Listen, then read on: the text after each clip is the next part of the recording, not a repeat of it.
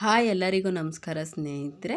ಚಿಕ್ಕ ಚಿಕ್ಕ ಗಿಡದಲ್ಲೇ ಸೇವಂತಿಗೆ ಹೂವು ಬರಬೇಕು ಮತ್ತು ಗಿಡಗಳು ತುಂಬಾ ಚೆನ್ನಾಗಿ ಬೆಳಿಬೇಕು.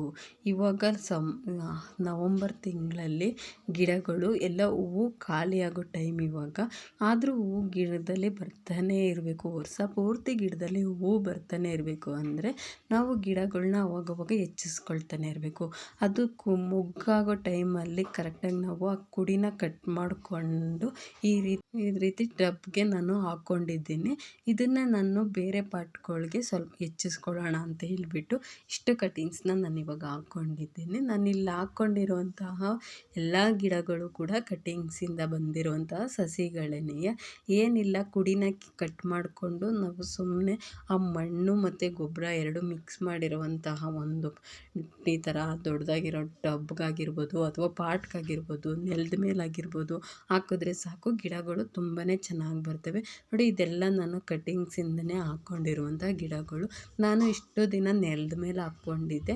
ಅಲ್ಲಿ ಸ್ವಲ್ಪ ಹೂವು ಬರ್ತಾ ಇದ್ದಂಗೆ ಮಳೆ ಜಾಸ್ತಿ ಆಗ್ತಾ ಇತ್ತಲ್ಲ, ಆವಾಗ ಗಿಡಗಳು ಕೊಳ್ತೋಗ್ತಾ ಇದ್ವಿ, ನೀರು ನಿಂತ್ಕೊಬಿಟ್ಟು. ಇವಾಗ ಪಾಟಲ್ಲಾದರೆ ನೀರು ನಿಂತ್ಕೊಳ್ಳಲ್ಲ, ನಾವು ಹೋಲ್ ಮಾಡಿರ್ತೀವಲ್ಲ, ನೀರು ಹೊರ್ಟೋಗ್ಬಿಡುತ್ತೆ. ಆವಾಗ ಗಿಡಗಳು ಚೆನ್ನಾಗಿ ಬರ್ತವೆ ಅಂತ ಹೇಳ್ಬಿಟ್ಟು ಸ್ವಲ್ಪ ಪಾಟ್ಗಳ್ಗೆ ಹಾಕ್ಕೊಂಡಿದ್ದೆ. ನೋಡಿ, ಇವೆಲ್ಲ ನಾನು ಪಾಟ್ಗಳ್ಗೆ ಹಾಕ್ಕೊಂಡಿದ್ದೀನಿ. ಇವು ಇವಾಗ ವರ್ಷ ಪೂರ್ತಿ ಬಿಡುವಂತಹ ಇದು ಸೇವಂತಿಗೆ ಗಿಡಗಳಿವು. ಇಷ್ಟು ಸಸಿಗಳನ್ನ ನಾನು ಇವಾಗ ಪಾಟಲ್ಲಿ ಹಾಕ್ಕೊಂಡಿದ್ದೀನಿ. ಮತ್ತು ಇನ್ನೂ ನೆಲದಲ್ಲೂ ಕೂಡ ಇದ್ದಾವೆ. ಇವನ್ನೆಲ್ಲ ಕಿತ್ತುಕೊಂಡು ನಾನು ಬೇರೆ ಬಿಡಿಯಾಗಿ ಒಂದೊಂದೇ ಹಾಕಿದ್ರೆ ಗಿಡಗಳು ತುಂಬಾ ಚೆನ್ನಾಗಿ ಬರ್ತವೆ. ನಾನು ಹೋಮ್ಮೇಡ್ ಫರ್ಟಿಲೈಸರ್ನ ಯಾವ ರೀತಿ ರೆಡಿ ಮಾಡ್ಕೊಳ್ತೀನಿ ಅಂತ ತೋರಿಸ್ತೀನಿ. ಇಲ್ಲಿ ಸ್ವಲ್ಪ ನಾನು ಹೆಸ್ರು ಕಾಳನ್ನ ತೊಗೊಂಡಿದ್ದೀನಿ. ಅದಕ್ಕೆ ಸ್ವಲ್ಪ ಇದು ಸಾಸಿವೆ ಮತ್ತು ಮೆಂತ್ಯ, ಈ ಮೂರನ್ನು ನಾನು ಮಿಕ್ಸಿ ಜಾರ್ಗೆ ಹಾಕ್ಕೊಂಡು ಒಂದು ಸಲ ಗ್ರೈಂಡ್ ಮಾಡ್ಕೊಳ್ತೀನಿ. ಇದು ತುಂಬಾ ನುಣ್ಣಗೆ ಮಾಡ್ಕೋಬೇಕು ಈ ಪೌಡ್ರನ್ನ. ನಾವು ಪೌಡ್ರನ್ನ ಒಂದು ಮಂತ್ಗಾದರೂ ಒಂದು ಸಲ ಹಾಕಿದ್ರೆ ಗಿಡಗಳು ಒಂದೂ ಕೂಡ ಹಾಳಾಗೋದಿಲ್ಲ. ಇದನ್ನು ನಾವು ನೀರಲ್ಲಿ ಮಿಕ್ಸ್ ಮಾಡಾದರೂ ಹಾಕೋಬೋದು. ಇಲ್ಲ ನಾವು ಹಾಗೆ ಪೌಡ್ರನ್ನ ಉದುರಿಸೋದ್ರಿಂದನೂ ಗಿಡ ಒಂದು ಹಾಳಾಗೋದಿಲ್ಲ, ತುಂಬಾ ಚೆನ್ನಾಗಿ ಬರ್ತವೆ.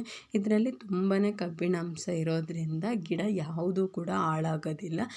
ನಾನು ಪ್ರತಿ ಸಲ ಒಂದು ತಿಂಗಳಿಗಾದ್ರೂ ನಾನು ಇದನ್ನೇ ಯೂಸ್ ಮಾಡೋದು.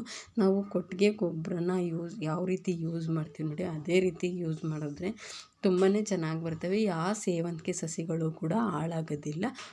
ನಾನು ಹೊಸ್ದಾಗಿ ಇಲ್ಲೊಂದು ಸ್ವಲ್ಪ ಸೇವಂತಿಗೆ ಸಸಿಗಳನ್ನ ಹಾಕ್ಕೊಂಡಿದ್ದೀನಿ. ಅದಕ್ಕೂ ಕೂಡ ಇದನ್ನು ಹಾಕ್ಕೊಳ್ತಾ ಇದ್ದೀನಿ. ಇದು ತಂಪಾಗುತ್ತೆ. ಏಕೆ ಅಂತಂದರೆ ನಾವಿಲ್ಲಿ ಮೆಂತ್ಯ ಹಾಕಿರೋದ್ರಿಂದ ಗಿಡಗಳಿಗೆ ನಮ್ಗೆ ಹೇಗೆ ತಂಪಾಗುತ್ತೋ ಅದೇ ರೀತಿಯ ಗಿಡಗಳು ಕೂಡ ತಂಪಾಗಿರ್ತವೆ. ಎಷ್ಟೇ ಬಿಸಿಲು ಹೊಡೆದ್ರೂ ಒಣಗೋದಿಲ್ಲ.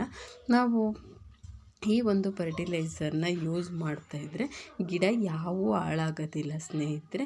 ನೋಡಿ, ನಾನು ಎಲ್ಲ ಗಿಡಗಳಿಗೂ ಕೂಡ ಇದನ್ನು ಈ ರೀತಿ ಹಾಕ್ತಾಯಿದ್ದೀನಿ. ನೀವು ಬೇಕಾದರೆ ಈ ರೀತಿ ಹಾಕೋಕ್ಕಾಗಲ್ಲ, ನಾವು ನೀರಿನ ಮೂಲಕ ಹಾಕ್ತೀವಿ, ನೀರಲ್ಲಿ ಕಲಿಸ್ಬಿಟ್ಟು ಅಂತ ಹೇಳಿದ್ರೆ ನೀರಿನ ಮುಖಾಂತರನೂ ಕೂಡ ನೀವು ನೀರಲ್ಲೇ ಮಿಕ್ಸ್ ಮಾಡಿ ಹಾಕ್ಕೋಬೋದು.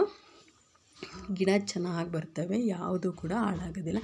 ಮತ್ತು ಮೊಗ್ಗು ಒಣಗೋಗ್ತಾಯಿದ್ರೆ ಅಥವಾ ಹೂವನ್ನೇ ಅರಳದೇನೆ ಮೊಗ್ಗಲ್ಲೇ ಒಣಗೋಗ್ತಾಯಿದ್ರೆ ಈ ಒಂದು ಫರ್ಟಿಲೈಸರ್ನ ನಾವು ದಾಸವಾಳ ಗಿಡ ಆಗಿರ್ಬೋದು, ರೋಸ್ ಗಿಡ ಆಗಿರ್ಬೋದು ಅಥವಾ ಸೇವಂತಿಗೆ ಗಿಡ, ನಾವು ಯಾವುದೇ ಹೂವಿನ ಗಿಡಕ್ಕೆ ಬೇಕಾದ್ರೂ ಈ ಒಂದು ಫರ್ಟಿಲೈಸರ್ನ ಯೂಸ್ ಮಾಡೋದ್ರಿಂದ ಗಿಡ ಹಾಳಾಗೋದಿಲ್ಲ, ತುಂಬಾ ಚೆನ್ನಾಗಿ ಬರ್ತವೆ ಸ್ನೇಹಿತರೆ. ನನ್ನ ಎಲ್ಲ ಗಿಡಗಳಿಗೂ ಕೂಡ ನಾನು ಇದನ್ನು ಹಾಕ್ಕೊಳ್ತಾ ಇದ್ದೀನಿ.